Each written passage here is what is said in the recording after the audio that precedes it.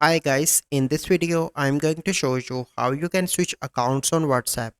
So the first step you simply need to do is to open Play Store and search for the WhatsApp, and you need to update your WhatsApp application. So once you've done that, you simply need to open WhatsApp, and here you need to click on your name on the top right. From here you can see an option that is about here. Click on that, and here you can see an option of add account. Click on that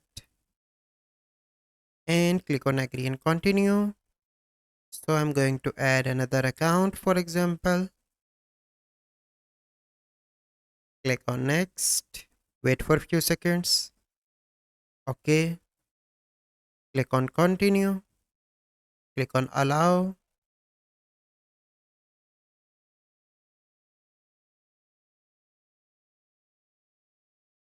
So you receive a call or message from WhatsApp to verify, and once verification is completed, you have two accounts in one WhatsApp that you can use easily.